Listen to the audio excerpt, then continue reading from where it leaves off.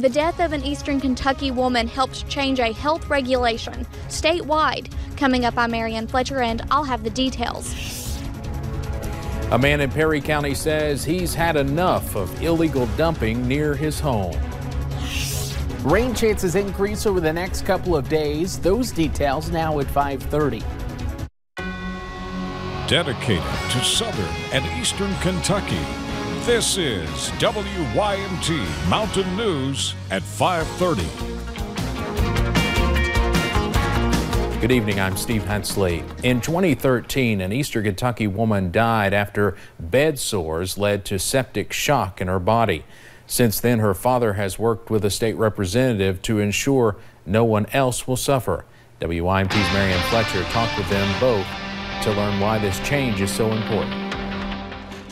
You have probably, but may not realize the health concerns that can follow. This is serious, and nobody's playing games here. This is 32-year-old Bridget Howard. She had spina bifida. She was very energetic about everything, but she never did let her illness bother her. After a hospitalization in 2013, she died from septic shock caused from bed sores. Since then, her father, Tommy Howard, wanted to make sure this never happens again. I've always heard all my life that something good comes from something bad. Working with 92nd District State Representative John Blanton, they increased the Kentucky administrative regulation from Type B to Type A. A Type B violation is a violation of concern. A Type A violation is a serious violation that could lead to death. And the fine is increased by 10 times the suggested amount. Blanton says after 3 General Assembly sessions, the new regulation is named in memory of Bridget. Our whole purpose is that people will look at Bridget, what happened to her, and use that in her honor to bring attention to this serious issue. Howard hopes this is an eye-opener for many. But it could have been prevented. And will hopefully save lives. By her passing, maybe somebody else's life can be saved. In Magoffin County, Marianne Fletcher, WYMT Mountain News. October 12th, which is the day of Bridget Howard's death, will be named Pressure Sore Awareness Day, urging all Kentuckians to remember the regulatory penalties in her memory. Well, we have new information after a man was killed by a falling tree limb in Corbin Friday. The Whitley County coroner says 45-year-old Gregory Seiler of Williamsburg died in the accident. Investigators say Seiler was working for a tree trimming service when the limb fell on him.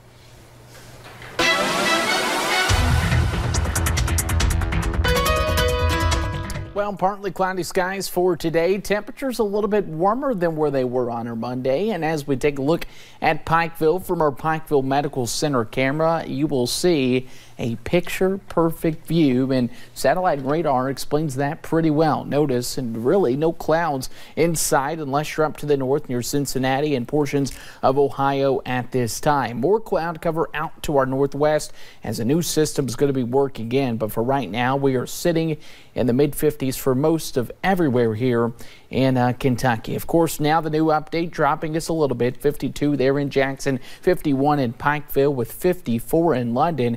And as we go throughout tonight, we'll see those temperatures drop to the lower 30s with clear and cool conditions. Steve will break down a beautiful 7-day forecast coming up, but we do have to get through some rain. All those details coming up in a few short minutes. All right, thank you, Andrew.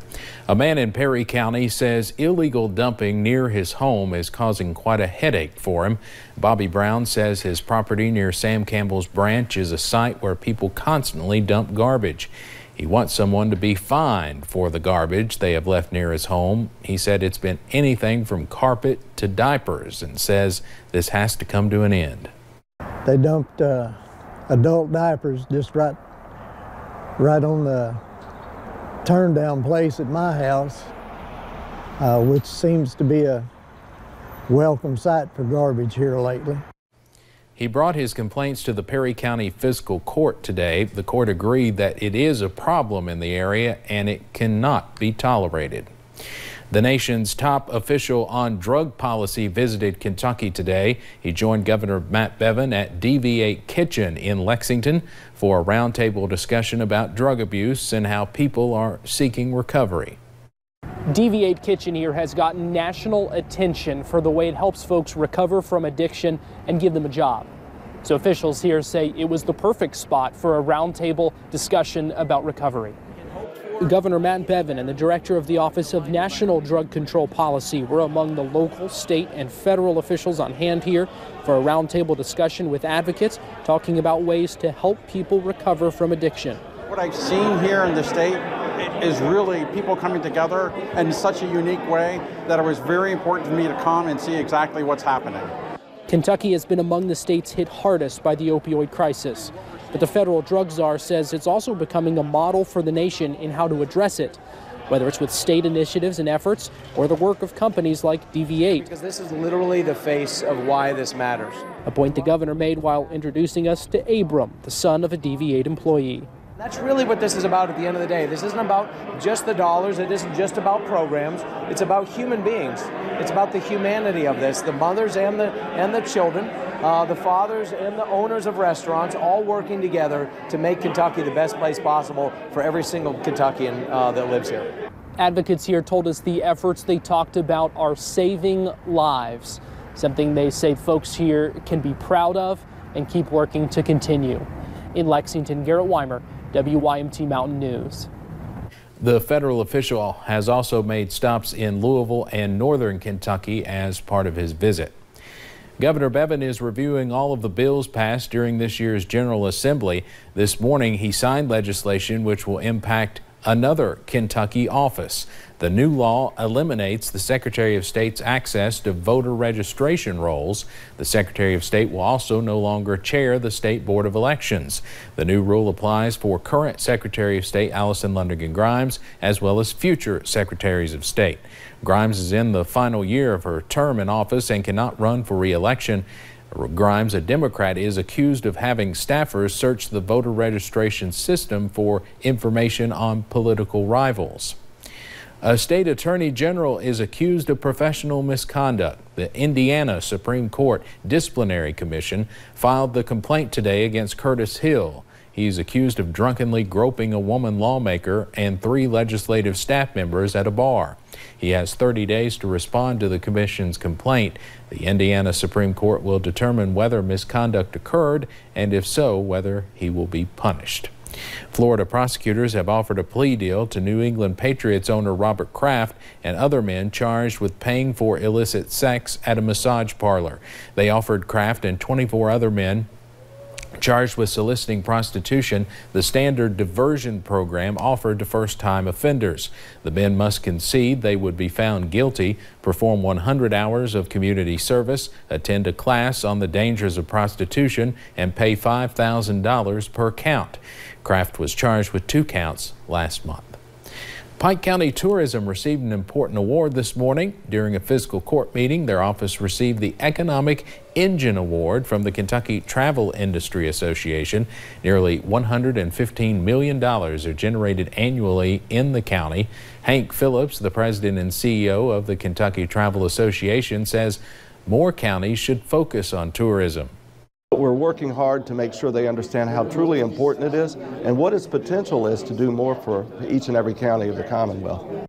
Tourism is the 3rd largest industry in the state. More than 900 jobs are supported by tourism in Pike County. Of course, the next big money generator to come to Pike County is Hillbilly Days next month.